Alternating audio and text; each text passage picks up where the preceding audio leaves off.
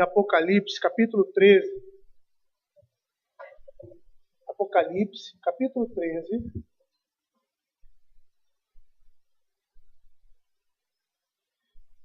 Eu vou fazer a leitura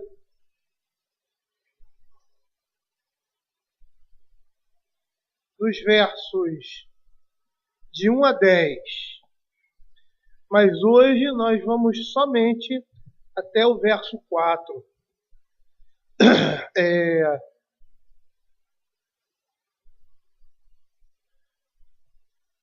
Vamos até o verso 4 hoje. Mas vou ler todo esse trecho, que ele está todo conectado. Né? Diz assim a palavra do Senhor: Vi emergir do mar uma besta que tinha 10 chifres e 7 cabeças, e sobre os 10 chifres 10 diademas, e sobre as cabeças nomes de blasfêmia. A besta que vi era semelhante a leopardo, com os pés como de urso e boca como de leão. E deu-lhe o dragão seu poder, o seu trono e grande autoridade. Então, vi uma de suas cabeças como golpeada de morte. Mas essa ferida mortal foi curada. E toda a terra se maravilhou seguindo a besta. E adoraram o dragão, porque deu a sua autoridade à besta. Também adoraram a besta, dizendo: quem é semelhante à besta? Quem pode pelejar contra ela? Foi-lhe dada uma boca que proferia arrogâncias e blasfêmias, e autoridade para agir 42 meses. E abriu a boca em blasfêmias contra Deus, para lhe difamar o nome, e difamar o tabernáculo, a saber, os que habitam no céu. Foi-lhe dado também que pelejasse contra os santos e os vencesse. Deu-se-lhes ainda autoridade sobre cada povo, tribo, língua e nação. E adorá-la-ão todos os que habitam sobre a terra.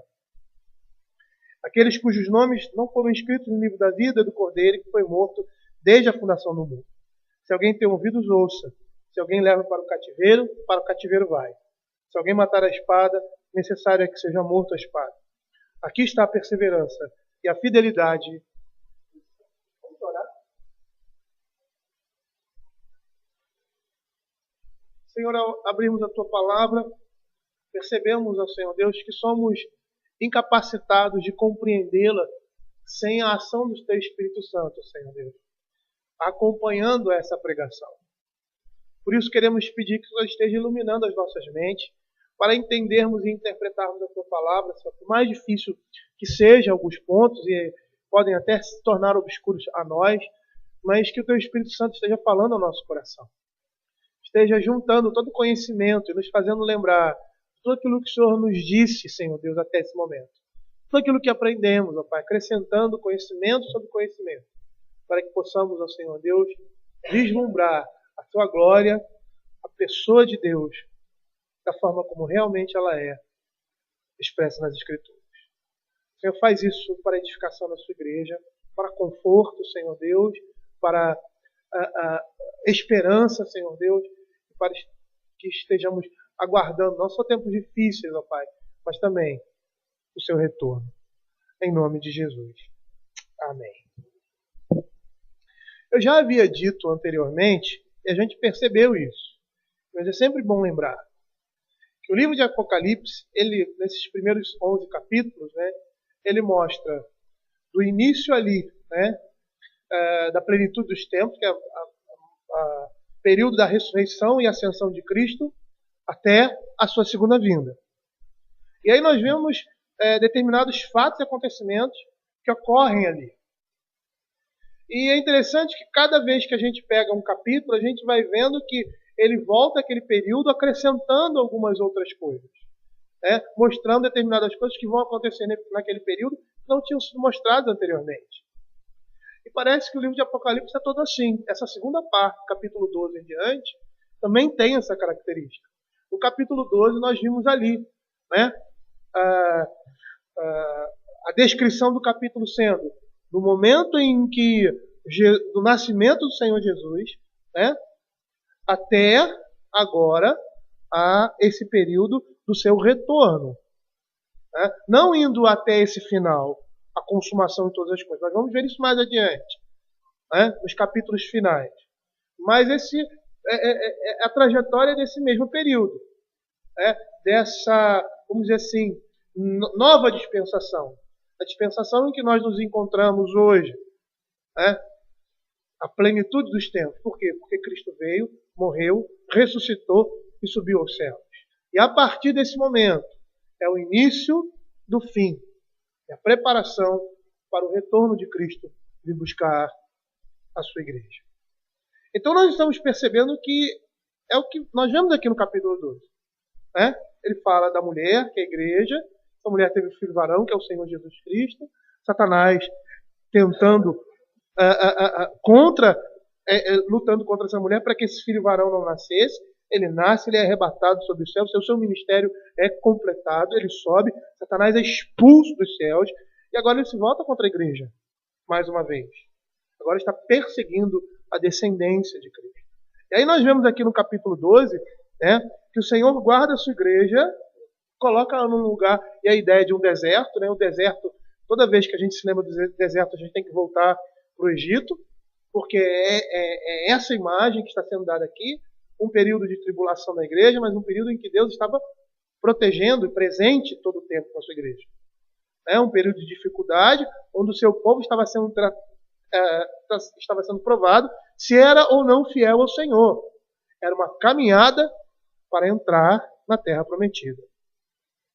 E aí nós vemos aqui, no verso 15 do capítulo 12, a serpente se arrojando contra a igreja. E aí na forma de um grande rio, de um grande mar, de grandes águas. O que nós vamos ver aqui no capítulo 13? No capítulo 13 nós vamos ver esse mesmo cenário, agora de uma forma mais detalhada. Porque é esse mesmo período que está sendo descrito aqui. Do verso 13 ao verso 17 é o período que nós estamos vendo aqui no capítulo 13 e, consequentemente, nos outros capítulos. Porque ele fala do período desses 1260 dias, esses 3 anos e meio, que é o período entre a primeira vinda de Cristo e a sua segunda vinda. Os tempos em que nós estamos vivendo hoje. Então, no capítulo 12, nós estamos vendo Satanás perseguindo a igreja.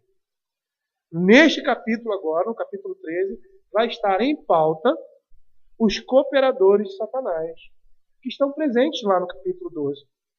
Quando a igreja está perseguindo a igreja, só que eles não são descritos ali. Mas aqui nós vemos essa descrição. Então nós temos em primeiro lugar a besta que emerge do mar. E nós vamos perceber que ela vai revelar uma força bruta. E nós vamos ver também, mais adiante, no verso 11, a besta que emerge da terra. E essa besta que emerge da terra, ela vai se revelar como um falso profeta, exibindo um grande poder da mentira, da fraude. O que nós estamos vendo aqui, na realidade, o capítulo 13 é uma explicação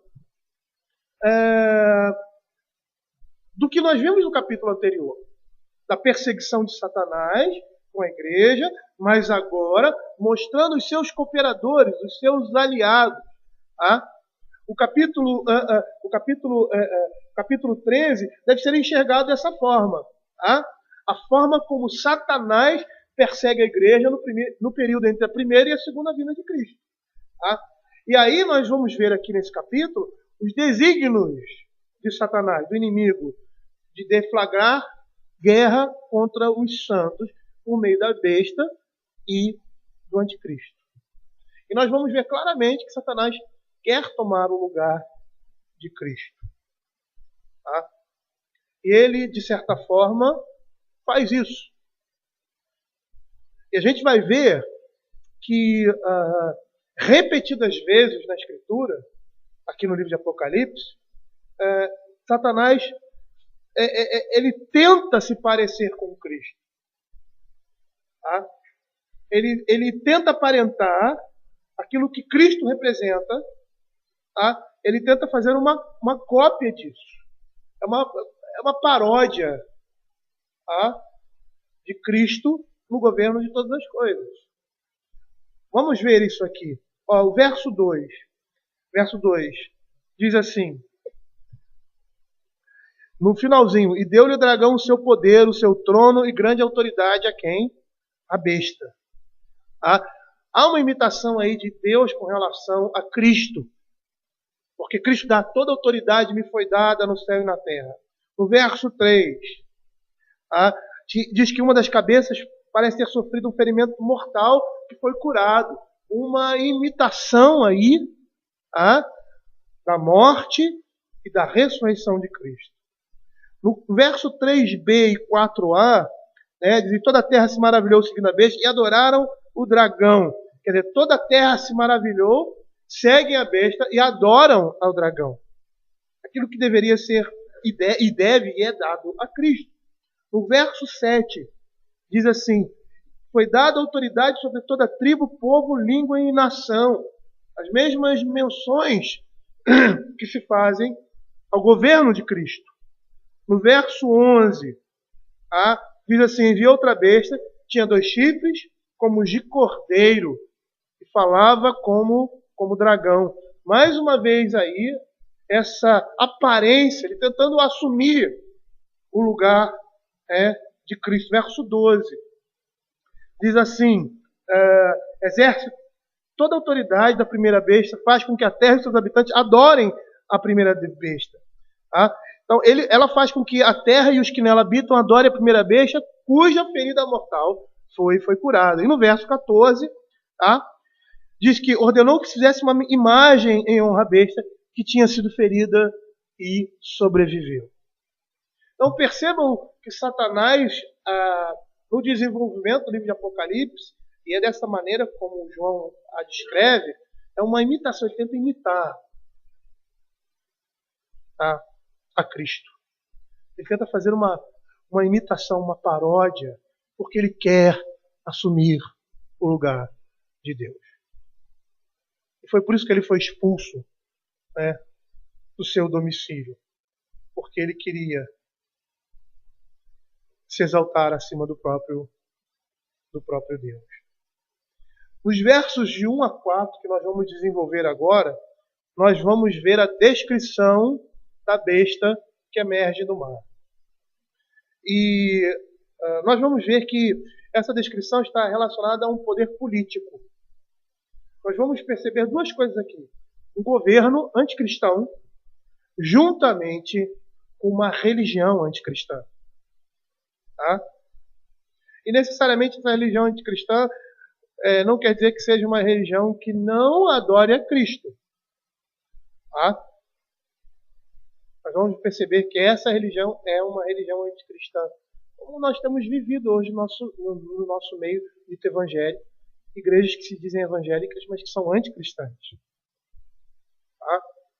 E nós vamos perceber que vai existir um poder, um Estado, um governo que vai se levantar contra Cristo e contra o Evangelho. Como nós vimos já na história da igreja, e nós vamos perceber até pelo livro de Daniel, que no tempo de Daniel eles passam por algo semelhante, apontando também para o final dos tempos. Então vamos com essa descrição, essa exposição desses primeiros quatro versos. Diz assim: vi emergir do mar uma besta que tinha 10 chifres e 7 cabeças, e sobre os chifres 10 diademas, e sobre as cabeças nomes de blasfêmias. Nós vamos perceber que o inimigo vai empregar 2 grandes agentes, na forma de 2 bestas. Aqui emerge do mar e aqui surge da terra. Elas vão trabalhar juntas para a destruição do povo de Deus. E é interessante porque quando você procura esse verbete besta no dicionário da Bíblia, nós vamos perceber que toda vez que esse verbete aparece no dicionário, ou quando aparece no dicionário, melhor dizendo, significa figuradamente um monstro que apresenta a força bruta, a imoralidade e a oposição a Deus. E pelo contexto que nós estamos vendo aqui, ele vai nos dizer que o mundo inteiro, todo mundo, todos os habitantes vão seguir esse governo. Quando ele diz que vi emergir do mar uma besta que tinha 10 chifres, e aí no verso Verso 4, e adoraram o dragão, porque deu sua autoridade da besta, também adoraram a besta, dizendo, quem é semelhante à besta, quem pode pelejar com ela. A ideia aí de mar é de multidão, de povos e nação. Essa besta ela vai surgir, tá? Dentre os homens, dentre os povos, dentre as multidões, será um governo. Tá? Não sei se era um governo mundial, mas será um governo. Um governo que vai se levantar contra a Igreja de Cristo. Tá? O próprio texto de Apocalipse diz que essa ideia de mar aqui significa muitos povos, muitas línguas, muitas nações. Abram aí o capítulo 17, verso 15. Quando a grande meretriz está sentada sobre muitas águas, ele diz assim, falou-me ainda, as águas que viste, onde a meretriz está sentada, são povos, multidões, línguas e nações. A gente vai ver em alguns textos da Escritura, no Velho Testamento, que ele usa essa expressão de mar, né, de grandes águas, para dar ideia, tá, fazer menção às nações. E lá em Isaías, capítulo 17, versos 12 e 13, tá, nós vemos menção às nações, tá, fazendo uma figuração com o mar impetuoso. Olha o que o texto diz. Ai do bramido dos grandes povos que bramam, como bramam os mares, e do rugido das nações que rugem, como rugem as impetuosas águas. Rugirão as nações, como rugem as muitas águas, mas Deus as repreenderá e fugirão para longe. Em Ezequiel, existem outros textos também que mostram essa figuração. A palavra de Deus no Velho Testamento se referindo a grandes mares, a grandes extensões de água, se referindo aos povos. Tá? Em Ezequiel 26, verso 3, também temos essa menção. Ele diz assim, assim diz o Senhor Deus, desde que estou contra ti, ó Tiro, e farei subir contra ti muitas nações, como faz o mar subir as suas ondas. Então, quando a palavra de Deus diz que vi emergir do mar uma besta, ele está falando de um governo que vai surgir no meio do povo. Esse mar aí são os povos, são as nações. E essa besta, ela tem 10 chifres e 7 cabeças. E sobre os 10 chifres e 10 diademas, e sobre as 10 cabeças, nomes de blasfêmias. Existem muitas teorias explicando, principalmente apontando para Daniel capítulo 7. Porque lá em Daniel capítulo 7, nós vamos abrir o capítulo 7 de Daniel e vemos alguns textos. Nós temos essa mesma profecia desses animais, da besta que emerge do mar, representativamente como esses animais. São 4 bestas. São 4 animais. E nós vamos ver que há uma ligação direta com Daniel capítulo 7. Então, esses chifres, ele fala sobre governo, sobre reinos. Esses chifres serão governos, serão reinos. Então, para resumir a interpretação dessa passagem, simbolicamente, está fazendo uma imagem dos governos mundiais. Os 7 chifres e 10 cabeças, nós podemos entender como as forças combinadas dos governos mundiais contra os santos. Abram aí Daniel capítulo 7. Nós vamos ver alguns textos que comprovam isso. Daniel, capítulo 7. No verso 3. É o verso 3 e seguinte. 4 animais, grandes, diferentes uns dos outros, subiam do mar. Verso 17, 23 e 24. Diz assim, esses grandes animais são 4 reis que se levantarão da terra. Verso 23 e 24. Então disse ele, o 4º animal será um 4º reino na terra, o qual será diferente de todos os reinos, e devorará toda a terra, e a pisará aos pés, e a fará em pedaços. Os 10 chifres correspondem a 10 reis que se levantarão daquele mesmo reino, e depois dele se levantará outro, o qual será diferente dos primeiros, e abaterá 3 reis. Quando Daniel está falando essa profecia, ele está se referindo a alguns reinos que, o reino persa, babilônico, o grego, e no último, esse último animal aqui se referia ao governo romano. E nós vamos perceber que essa é a mesma linguagem que João está usando aqui para se referir a um governo, não a esses governos, mas a um governo, como esses governos que se levantaram contra a igreja de Cristo. E percebam que essa linguagem é uma linguagem semelhante. Ele fala de 4 animais, e esses 4 animais são leão, urso, leopardo e um outro animal desconhecido. Tá? Então, essa besta que emerge do mar, no capítulo 13, verso 5, foi-lhe dada uma boca que proferia arrogâncias e blasfêmias e autoridade para agir 42 meses. É o mesmo período das 2 testemunhas, é o mesmo período que a igreja é lançada no deserto e é cuidada por Deus, é o mesmo período que Satanás persegue a igreja, que o dragão persegue a igreja.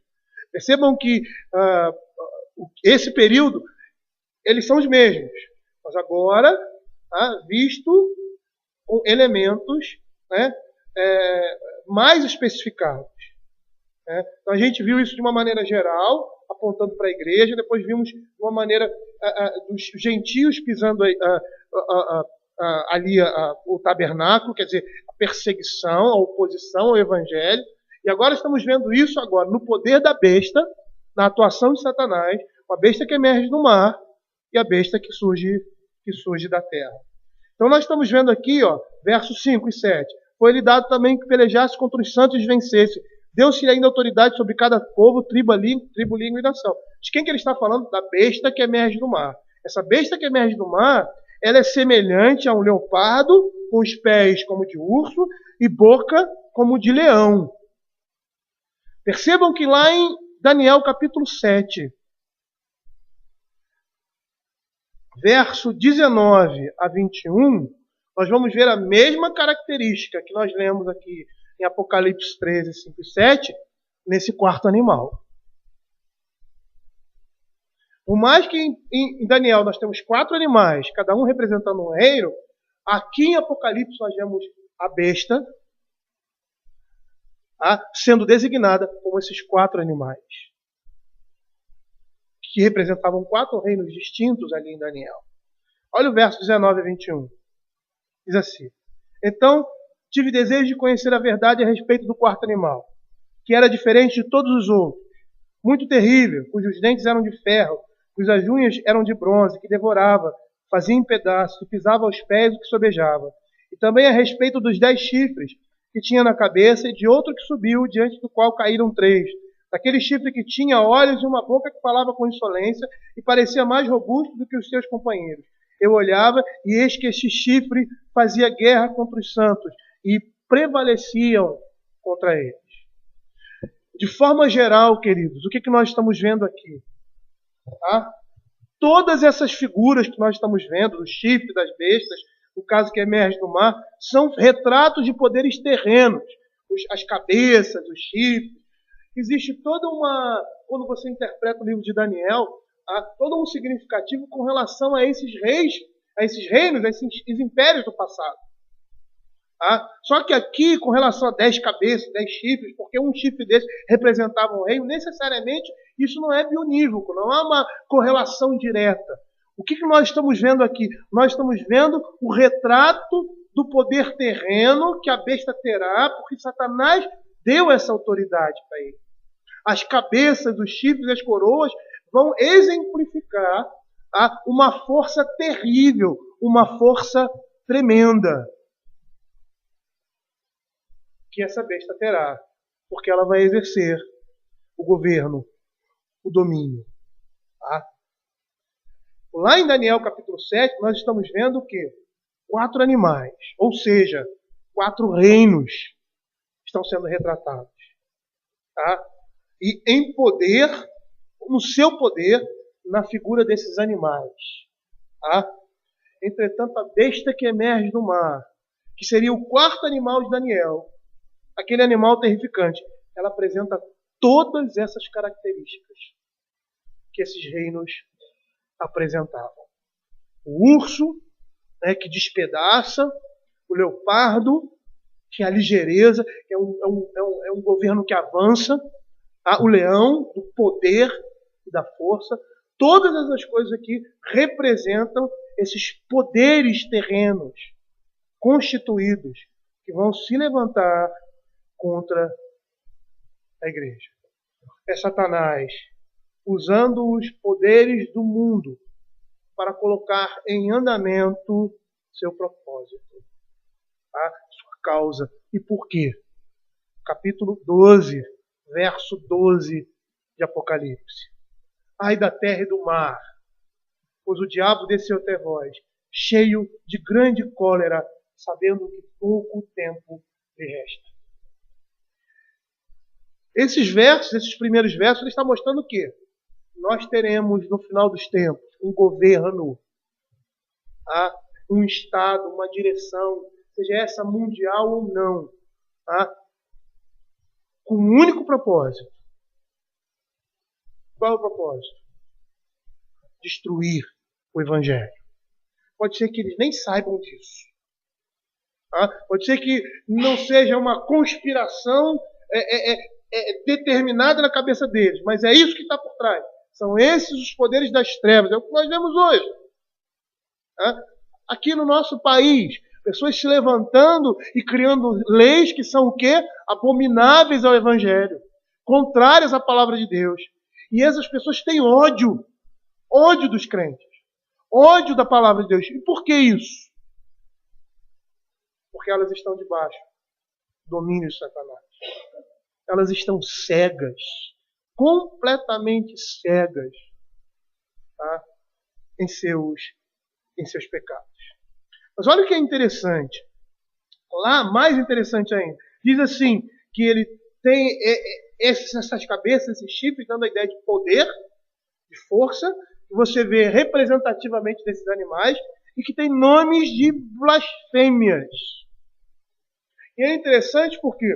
Porque esse termo, ele poderia apresentar um slogan, poderia significar, melhor dizendo, um slogan ou um credo que um governo adota.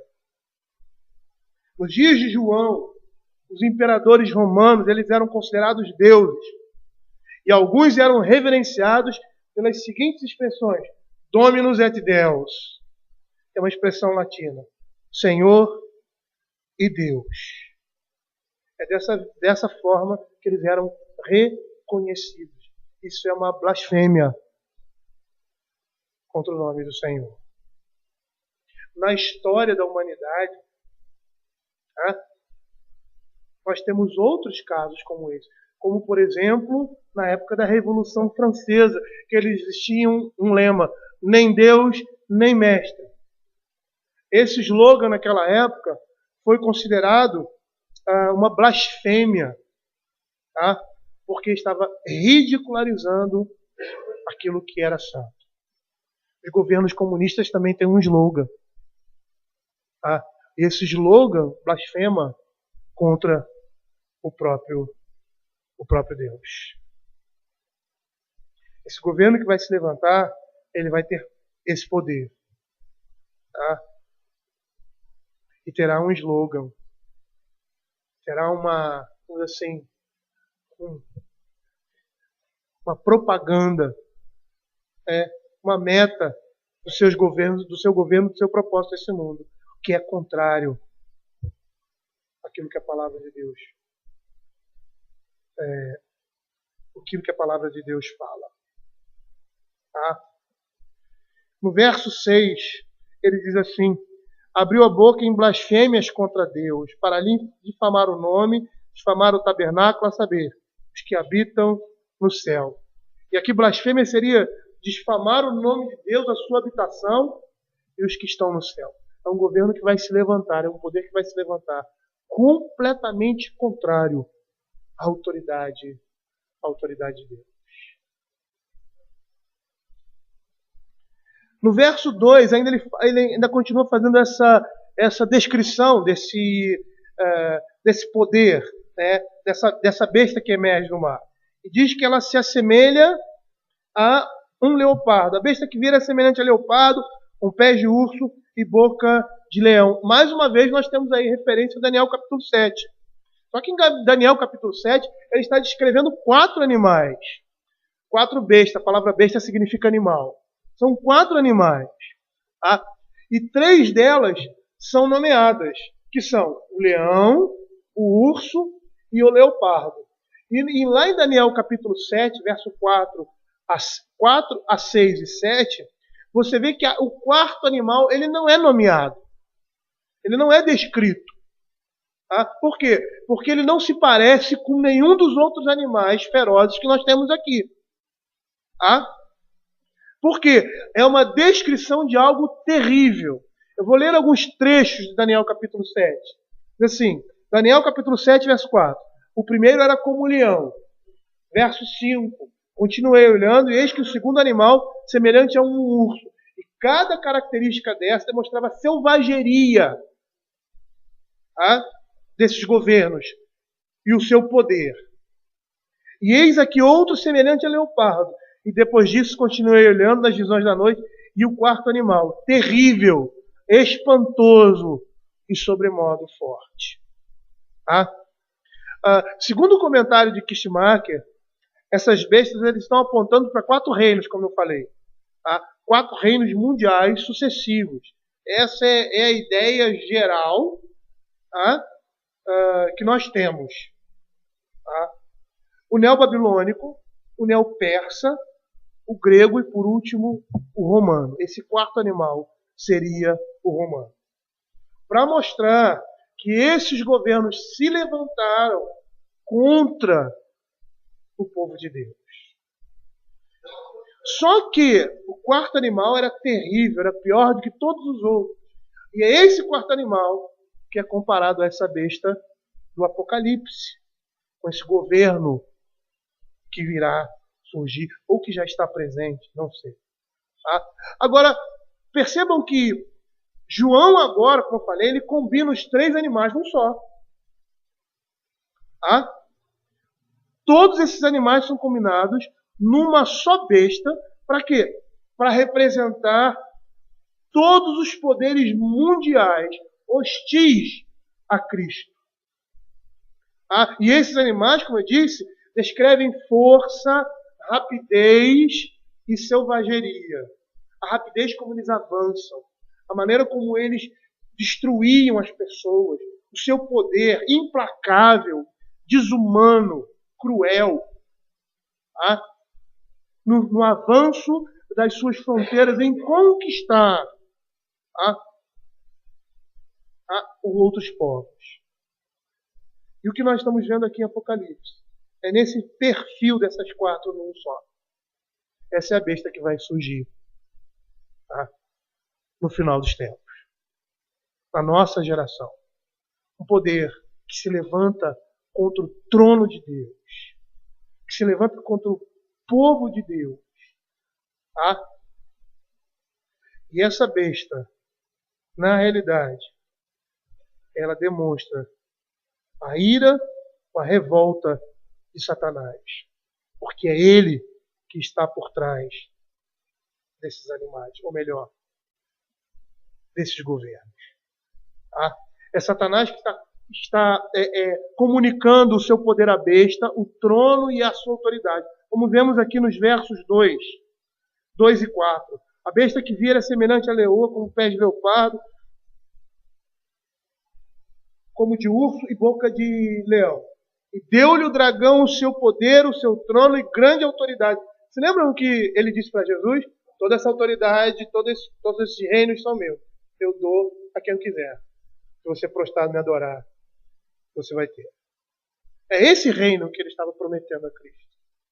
Um reino debaixo da submissão das trevas.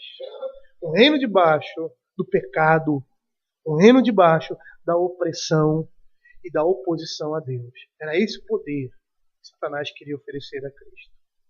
Tá? E o que nós estamos vendo aqui, queridos, isso é interessante, porque isso tem implicações tremendas na nossa vida.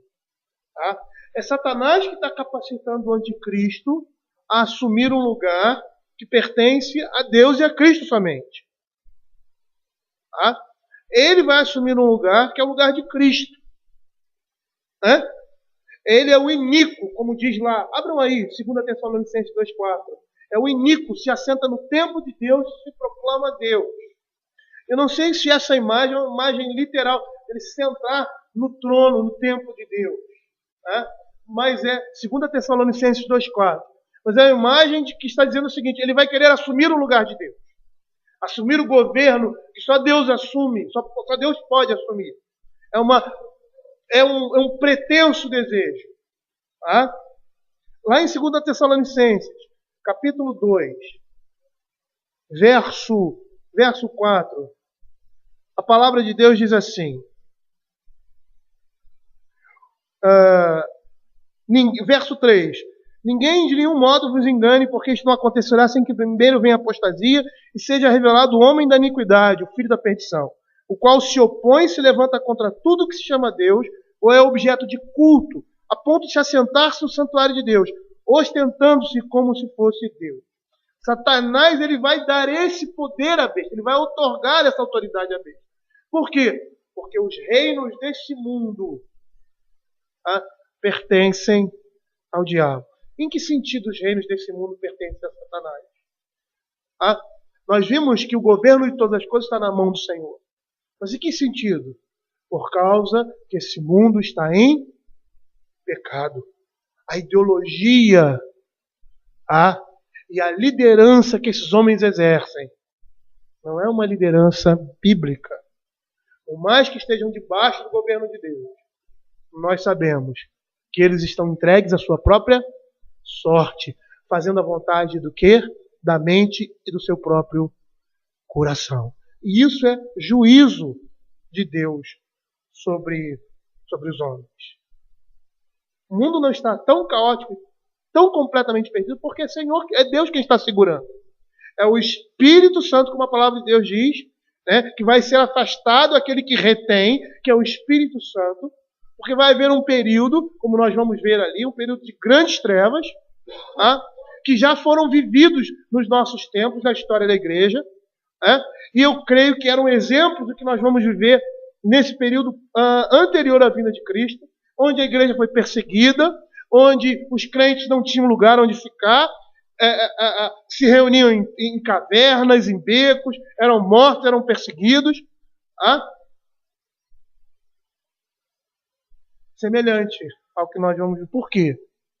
Porque as autoridades, o poder desse mundo, está temporariamente, segundo a vontade de Deus, dado ao diabo, para que Deus exerça o seu juízo. Então essa autoridade é uma autoridade dada por Deus para juízo. Mas quem está por trás? Satanás. Satanás está outorgando autoridade à besta sobre esses reinos, o reino desse mundo. E através dela, ele está governando o mundo como sua cabeça titular. É através da filosofia desse mundo. É através dos governos, desses governos que se levantam contra Deus, que são oposição completa a Deus, como um governo comunista, que o juízo de Deus é trazido sobre os homens. A palavra de Deus diz que o Senhor instituiu as autoridades e elas têm a responsabilidade de nos dar liberdade para cultuar. É por isso que existem autoridades, é por isso que existe governo. Mas agora nós estamos vendo o quê? Uma inversão disso. Governos que impedem o culto, impedem a adoração, e isso é juízo de Deus. É o juízo de Deus que está vindo sobre essas nações, sobre esses homens, sobre o mundo. Sobre o mundo. Por quê? Porque o mundo jaz do maligno. O Senhor Jesus disse que o príncipe deste mundo era quem? Era Satanás. Ele não estava querendo dizer que Satanás tinha o controle de todas as coisas. Não, mas por causa do pecado, Deus encerrou todos o quê? Na desobediência. E como João Calvino diz, Satanás é o verdugo de Deus para exercer a ira divina. No verso 3 desse capítulo, diz assim: então vi 2 cabeças como golpeadas de morte, mas essa ferida mortal foi curada e toda a terra se maravilhou seguindo a besta. A figura aqui é incerta. A gente sabe que há uma paródia aqui, uma imitação da morte e da ressurreição de Cristo, tá? Cuja posição Satanás, mais uma vez, quer usurpar. Então, assim, existem algumas teorias com relação a isso, que haveria, supostamente, esse poder morreria, esse homem que representa esse poder, que representaria a besta, ele morreria, depois ressuscitaria e tal. Aí eles fazem menção a Nero, que houve na época, atribuíam a essa besta ao governo romano e Nero como sua cabeça, e ele morre, e aí dizem que ele ressuscita e tal. Não, isso tudo é mitologia. E essas teorias são teorias sem importância, porque realmente não são fiéis ao texto da Escritura. Tá? É muito elaborada, muito nós não conseguimos ver uma ligação muito coerente com essas teorias. Por isso que eu não trouxe nenhuma delas aqui. Mas o que a gente precisa perceber aqui é que houve um sinal mentiroso, e a terra se maravilha disso. O mundo segue. Tá? O mundo se maravilha do que acontece, daquele sinal que a besta produz, e passa a adorá-la. Tá? Mas quem faz isso? Olha o que diz o texto. Tá? Quem faz isso? Aqueles que não foram inscritos no livro, verso 8. E adorá-la-ão todos os que habitam sobre a terra, aqueles cujos nomes não foram escritos no livro da vida, e do Cordeiro que foi morto desde a fundação do mundo. O mundo é enganado pela besta, pelo sinal que ela produz. E essas pessoas, elas se sentem maravilhadas, e agora não, nós vamos adorar a besta. Por quê? Porque ela fez isso, nós vamos segui-la, porque ela fez isso. Por que eles são enganados? Porque eles estão cegos. Eles são manipulados pelo diabo. E essa ideia que muita gente tem, aqueles que estão do lado de Satanás não sofrem, né? Tem uma ideia assim: eu vou me tornar aliado do meu inimigo para ele não se levantar contra mim. Isso não funciona em ideia nenhuma, muito menos aqui. Por quê? Porque esse é o propósito do diabo. Ele vem destruir o homem. Ele vem destruir aqueles que adoram a ele, aqueles que seguem a ele. Se lembram do que nós vimos lá? Dos gafanhotos que saem do abismo? E quem eles vão atormentar? E o tormento era tanto que eles iam procurar a morte e não iam encontrar. E quem eram esses? Aqueles que não tinham sido escritos no livro da vida do Cordeiro. Satanás vem atormentar os homens com as suas filosofias, com os seus pecados. Ele quer que os homens cada dia mais e mais se afundem nos seus pecados para que o juízo de Deus venha sobre eles. Ele quer destruir o homem. É só você olhar e passar aí na rua e ver aqueles homens mendigos, aquelas pessoas que vivem com crack, que fumam crack, que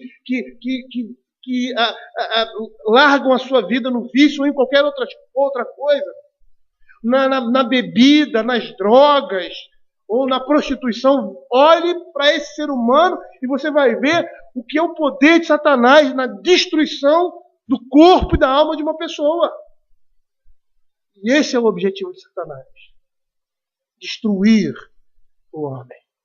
E eles estão enganados. Por quê? Porque eles vão ver aquele sinal e vão ficar realmente esse é o nome. Não é isso. Temos aqui um exemplo recente.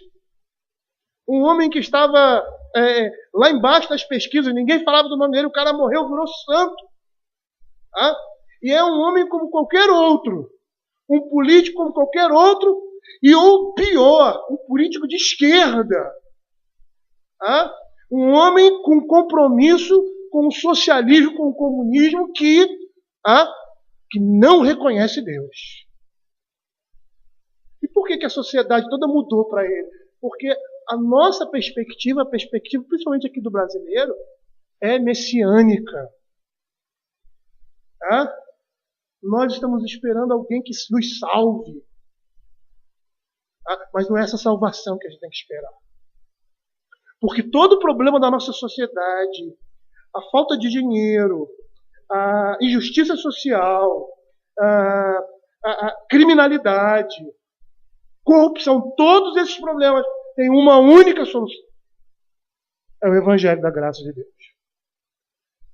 Quando o homem é alcançado pelo Evangelho da graça de Deus, ele é liberto de todas essas coisas. E a salvação para o mundo é uma conversão universal que não vai ocorrer. Que não vai ocorrer. É nós olharmos para a história e percebemos que, principalmente ali no período da Reforma, as igrejas, o Evangelho, ele foi se expandindo de determinada forma, e aonde ele chegava, ele abençoava a nação, que se fundamentava em cima dos preceitos bíblicos.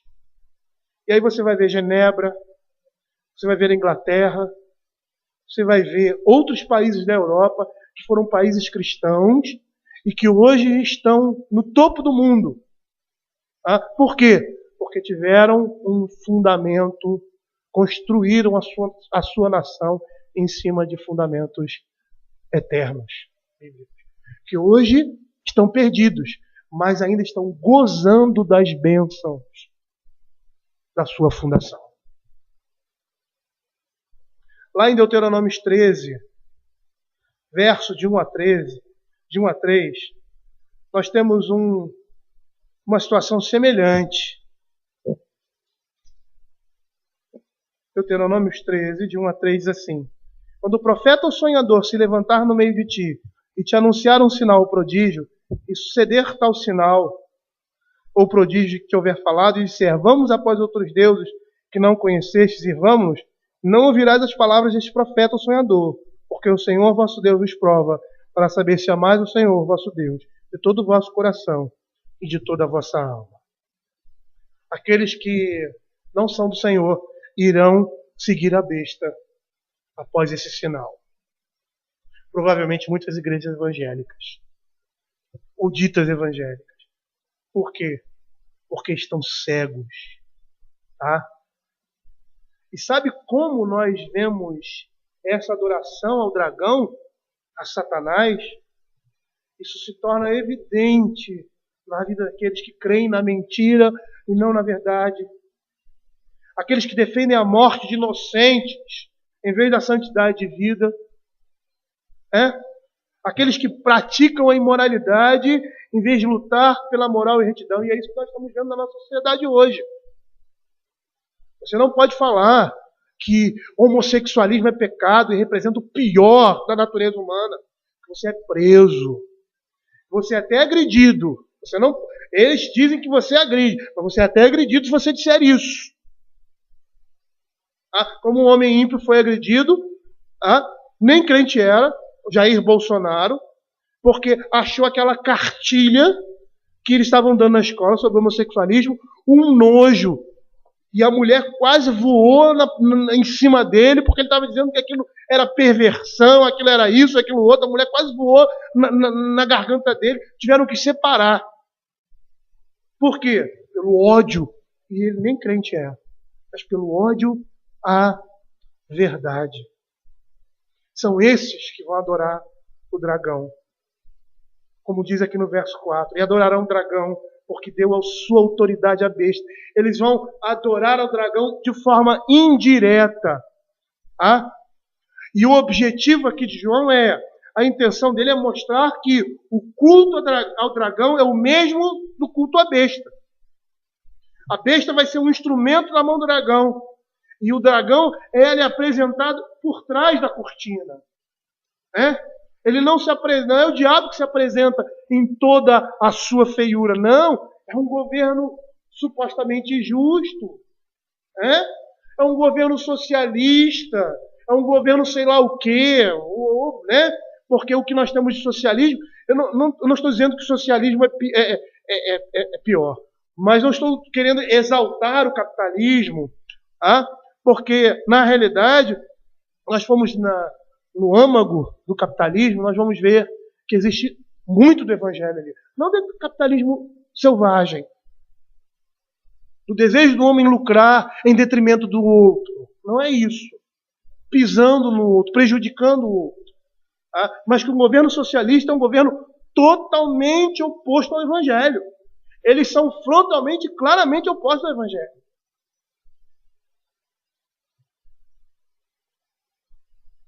E as pessoas vão adorar o dragão seguindo esses homens, seguindo esses governos anticristãos, porque é Satanás que está por trás.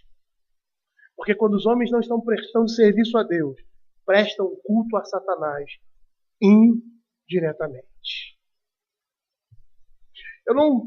Semana que vem nós vamos falar sobre isso aqui. Nós vamos ter, na parte da manhã, uma exposição bíblica sobre o que representa a autoridade, os governos, aquilo que Deus instituiu na Bíblia, o homem como cabeça. E logo após, nós vamos ter uma palestra com o Rafael sobre esquerdismo e política, mas com viés bíblico. E por que nós fizemos isso? É uma coisa que eu estava conversando com ele e converso com outras pessoas. O homem que subir, qualquer um que subir no governo, nenhum deles tem compromisso com Deus. Mas há uma diferença muito grande entre um governo socialista e um governo não socialista. Um governo de cunho socialista e um governo de cunho não socialista. Por quê? Porque um governo socialista, ele é declaradamente anticristão.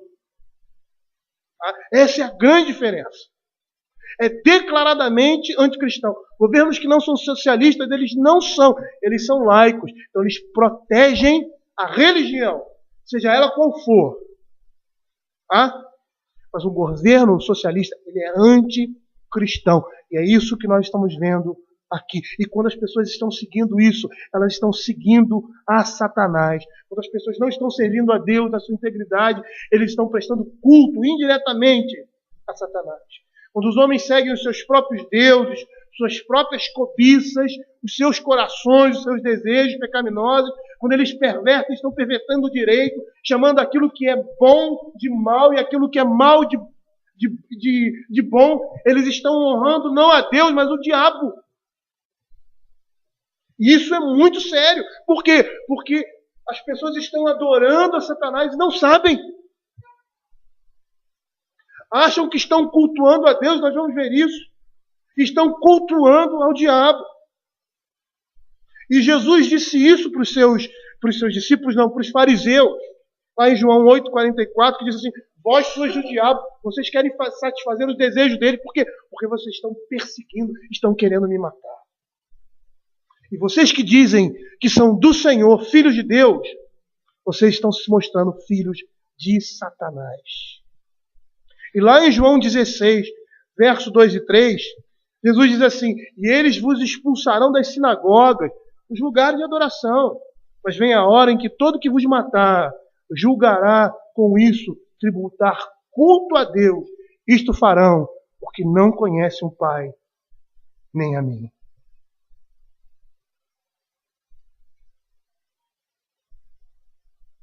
Essa é a situação, queridos. É isso que esse texto está representando. Aqui nós temos, lá no finalzinho do verso 4, diz assim: quem é semelhante à besta? Quem pode pelejar contra ela? E mais uma vez há uma imitação aí de uma inódia muito comum no Velho Testamento, onde diz: quem é semelhante entre os deuses? Quem entre os deuses é semelhante a ti, Senhor? Êxodo 15, 11. É uma linguagem, uma inódia muito representativa no Velho Testamento, que Satanás está imitando aqui. Por quê? Porque Satanás quer ocupar a posição de Deus.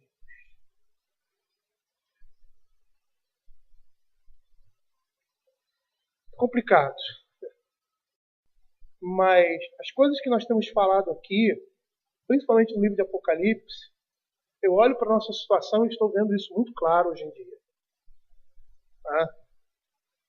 Nós estamos nesses tempos. Nós estamos nesses tempos. Nesses tempos próximos à vinda do Senhor. Aqui nessa pergunta retórica, no verso 4, ele diz assim: quem é semelhante à besta? Quem é semelhante à besta? Quem pode pelejar contra ela? E o objetivo aqui não é obter uma resposta, mas reforçar uma ideia. Essas perguntas retóricas têm essa característica: reforçar uma ideia e estimular a reflexão. E que ideia aqui? Que ninguém poderia superar o poder da besta na Terra. E com essa pergunta ele está desafiando o povo de Deus a enganjar-se em sua batalha. Quando ele diz assim: quem é que pode pelejar contra ela? Por quê? Porque o objetivo de Satanás é conquistar a lealdade das pessoas e desviá-las da adoração a Deus. Como aquela figura do peregrino que olha lá o leão lá rugindo, aquela coisa toda, e aí o companheiro dele, que eu me esqueci o nome, ele fica: opa, não vou lá não, porque tem um leão lá, e volta. Mas o cristão, ele continua. E aí quando chega lá, ele vê que aquele animal está preso. É isso que o diabo quer fazer. Ele quer assustar. Ele quer desviar a adoração do povo de Deus. O tempo do anticristo, que nós estamos vendo aqui, será um tempo de luta pelas almas da humanidade. A besta, ela vai demonstrar um poder tão grande que o mundo pagão será convencido da futilidade em querer resistir. Quem pode resistir? Ninguém. Então, por que eu vou resistir? Vou me aliar a ele.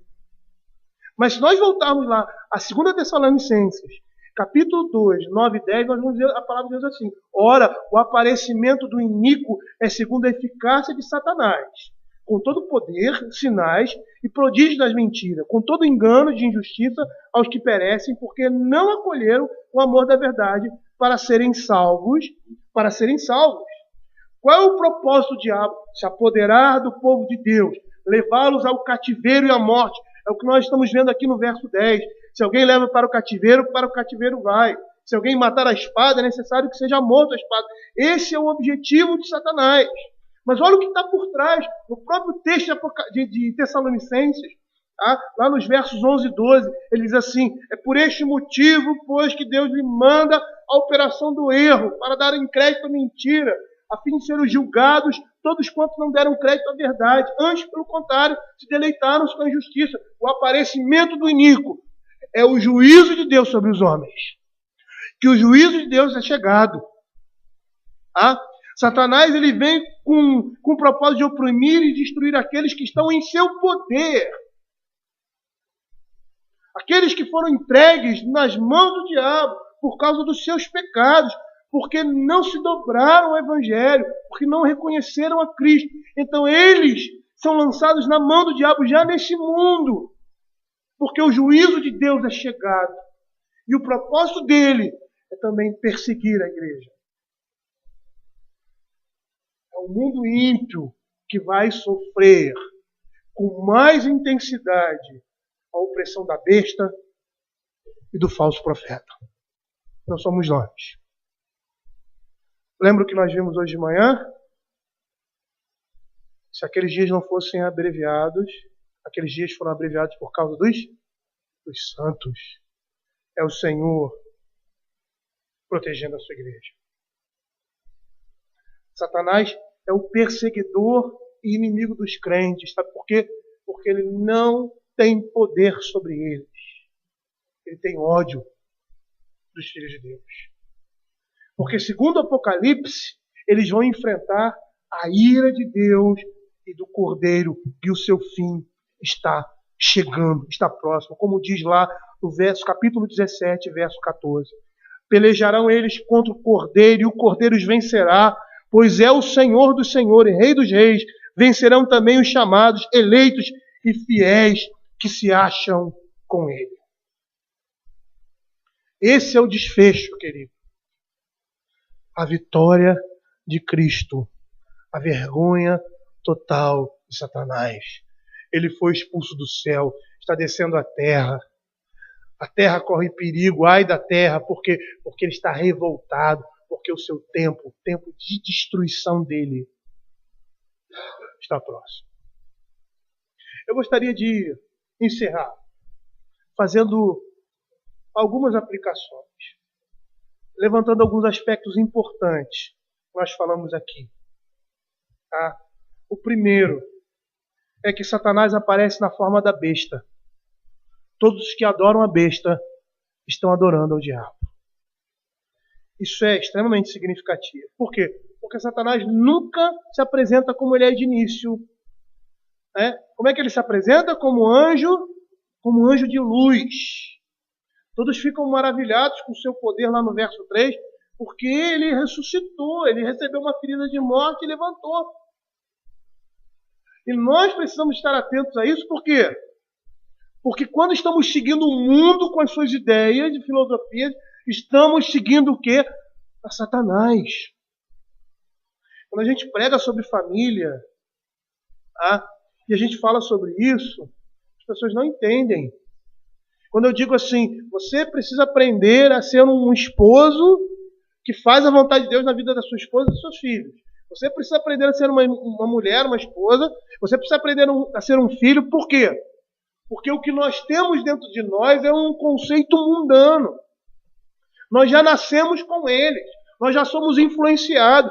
A maneira como nós vivemos é influenciada pela nossa época. Se nós não nos despertarmos para isso, nós estaremos seguindo o quê? O mundo com as suas ideias. Nós estaremos seguindo a Satanás. Se nós não atentarmos para isso, nós estaremos cultuando a Deus, um evangelho, um culto que não é bíblico. Estaremos seguindo ao diabo. Você já olhou na televisão, esses dias mandaram no Facebook de uma igreja dita evangélica. E aí eu cliquei lá para ver. Umas mulheres dançando, aí a pessoa se jogando no chão, aí lá na ponta lá tinha um cara assim dançando, sei lá, que nem um louco. Você olhava, esse cara tá endemoniado. Aí o cara, ele passava para lá. Aí tinha um lá que era um diácono, segurava ele no corpo. Que é isso, gente? Como é que a gente chega numa situação como essa? Como é que aquelas pessoas fazem aquilo, se jogando no chão e tendo, sei lá o quê? Isso é de Deus? Isso é culto a Deus?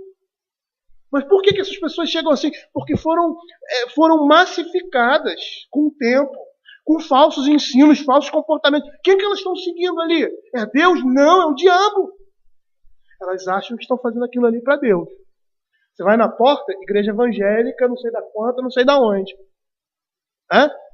Como uma vez quando eu cheguei aqui no Rio, fui pregar numa igreja presbiteriana, na região lá de Nilópolis, sei lá o quê, aí passando por trás da igreja, entrei lá e tem um trabalho aqui de uma igreja evangélica, né?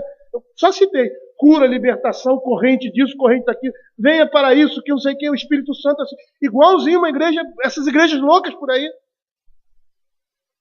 E aí eu falei, é engraçado, né? Não, é o trabalho da nossa igreja. Na hora do culto, do louvor, as luzes apagavam, tinha um globo rodando e as pessoas cantavam lá, levantavam a mão, fazendo um monte. Elas acham que estão cultuando a Deus, estão cultuando a Deus assim? Não, não estão. Mas por que estão assim? Porque estão seguindo a ideologia do mundo no que concerne a igreja. E não sabem disso. Estão seguindo a Satanás, sem saber.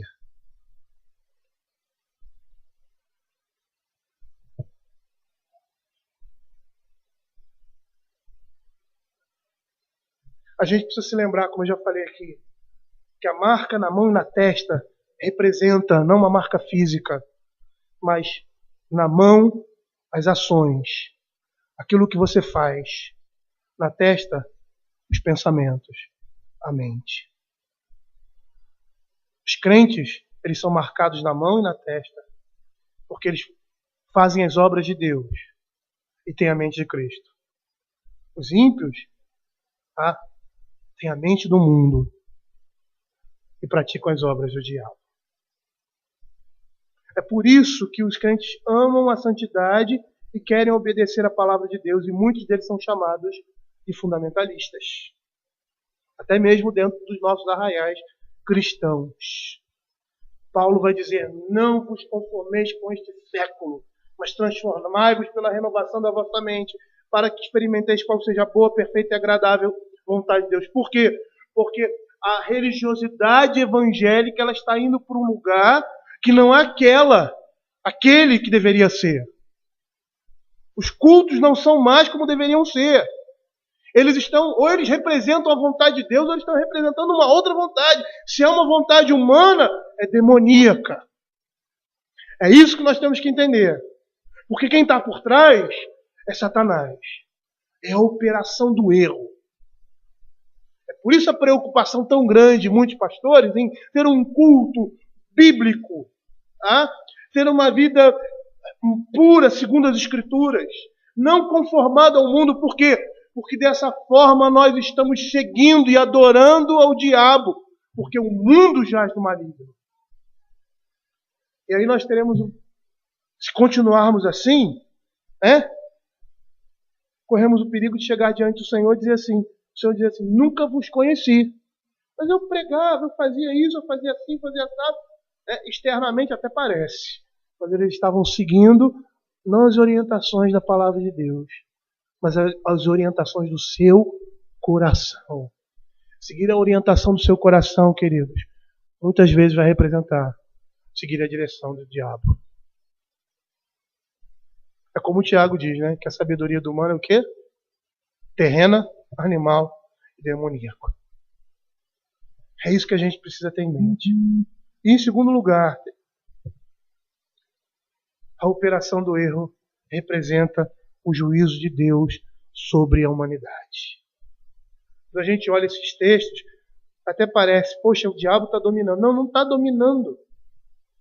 Ele está fazendo isso porque está perdido. E a palavra de Deus diz isso claramente. Ai da terra, porque chegou o fim dele, ele está desesperado. Então ele está fazendo qualquer coisa. E como ele é a personificação do mal, o objetivo dele, eu vou me acabar, eu vou para o inferno, eu vou levar a gente comigo, eu vou destruir. E se eu puder trazer opressão e problema à igreja, eu vou trazer porque eles são meus inimigos. E é isso que ele faz. Mas o Senhor cumpre o seu propósito. Porque Satanás, quando faz isso, está cumprindo os propósitos de Deus. Quando Satanás engana e perverte o coração dos homens, ele está cumprindo o propósito de Deus. Que propósito é esse? O juízo de Deus por rejeitarem o seu conhecimento, por perverterem a verdade em loucura. É o que a gente vê lá em Romanos, capítulo 1, verso 18. Olha que a ira de Deus se revela do céu contra toda impiedade e perversão dos homens que detêm a verdade pela justiça. E aí no verso 24, porque Deus entregou tais homens à imundícia pelas concupiscências do seu próprio coração, para desonrar o seu próprio corpo entre si. Por causa do pecado do homem, o Deus abandona esses homens à sua própria sorte. E Satanás, como verdugo, ele toma conta desses homens, dessas vidas. Por quê? Porque eles rejeitaram o conhecimento de Deus. Porque eles rejeitaram a Deus. E aí são lançados como juízo nas mãos do diabo. Lá em João capítulo 3, verso 19, diz que os homens amaram mais as trevas. E por amarem mais as trevas, eles rejeitaram o Filho de Deus. E por que eles fizeram isso? Porque as suas obras eram más. O mundo está sendo julgado por Deus. E a igreja está sendo provada para ver se realmente ama ao Senhor. Esse é o entendimento de Moisés. Lá em Deuteronômio capítulo 8, verso de 1 a 5.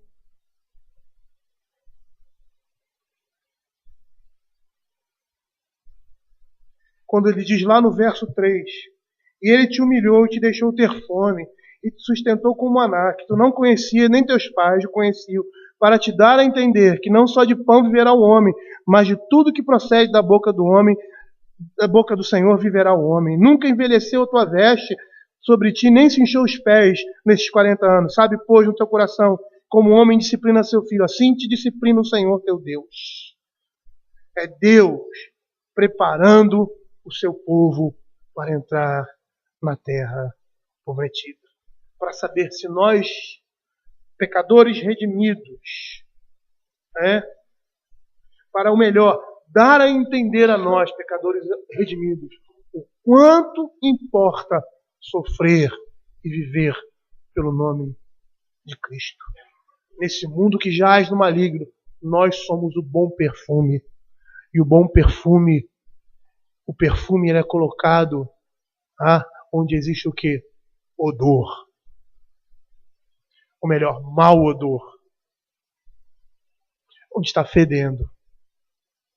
Vocês sabem que o perfume é uma invenção europeia, né? Por que é uma invenção europeia? Geralmente entre os franceses, né? Parece que os perfumes surgiram dali, alguma coisa assim. Por quê? Porque eles não tomavam banho, por causa do frio. Era muito frio, então eles colocavam o perfume para quê? Para que não ficasse fedendo. O bom perfume de Cristo é isso. Nós somos colocados para perfumar onde está o fedor, onde está o mau odor. E com tudo isso, queridos, nós precisamos entender que Deus é soberano e que todas essas coisas estão apontando para a justiça final e cabal de Deus sobre o mundo, o diabo e a carne. Então sempre lembre disso. Satanás não aparece na forma de besta.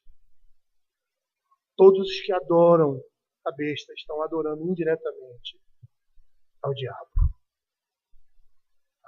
A operação do erro representa o juízo de Deus sobre uma humanidade pecadora.